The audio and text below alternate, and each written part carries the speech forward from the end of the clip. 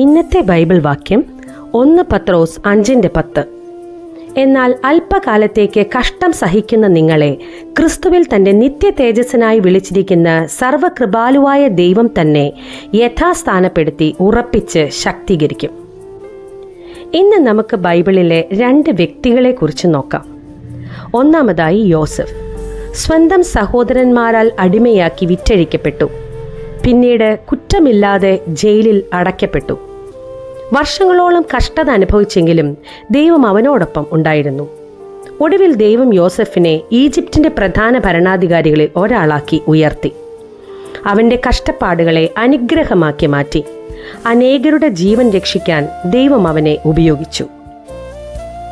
രണ്ടാമതായി ഇയ്യോബ്. മക്കളും ആരോഗ്യവും നഷ്ടപ്പെട്ടപ്പോൾ പോലും ദൈവത്തെ തള്ളിക്കളഞ്ഞില്ല. സ്വന്തം ഭാര്യയും പ്രിയ സുഹൃത്തുക്കളും താൻ വിശ്വസിക്കുന്ന ദൈവത്തെ തള്ളിപ്പറഞ്ഞപ്പോൾ അവൻ ദൈവത്തിൽ ആശ്രയിച്ച് ഉറച്ചു നിന്നു. ഒടുവിൽ ദൈവം ഇയ്യോബിന്റെ കണ്ണുനീർ സന്തോഷമാക്കി. നഷ്ടപ്പെട്ടതിനേക്കാൾ ഇരട്ടിയായി അനുഗ്രഹിച്ചു. കഷ്ടത അവസാന വാക്കായിരുന്നില്ല. ദൈവത്തിൻ്റെ അനുഗ്രഹമായിരുന്നു അവസാന വാക്ക്. ചിലപ്പോൾ നമ്മുടെ ജീവിതത്തിലെ വഴികൾ ഇരുണ്ടതായിട്ടും തോന്നാം. പ്രാർത്ഥനകൾക്ക് ഉത്തരം ലഭിക്കാത്തതുപോലെയും പ്രതീക്ഷകൾ അകന്നു പോകുന്നത് പോലെയും അനുഭവപ്പെടാം. എന്നാൽ ദൈവം ഒരിക്കലും തൻ്റെ മക്കളെ മറക്കുന്നില്ല. നമ്മൾ അനുഭവിക്കുന്ന ഓരോ പരീക്ഷണത്തിനും ഒരു ലക്ഷ്യമുണ്ട്.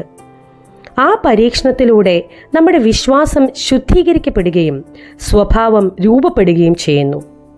കുറച്ചു കാലത്തെ സഹനത്തിന് ശേഷം ദൈവം നിങ്ങളെ പൂർണ്ണരാക്കുകയും ഉറപ്പിക്കുകയും ശക്തിപ്പെടുത്തുകയും ചെയ്യും. കണ്ണുനീർ ഒരു രാത്രിയോളം തങ്ങാം, എന്നാൽ പ്രഭാതത്തിൽ സന്തോഷം വരും തീർച്ച. ദൈവം എല്ലാവരെയും അനുഗ്രഹിക്കട്ടെ.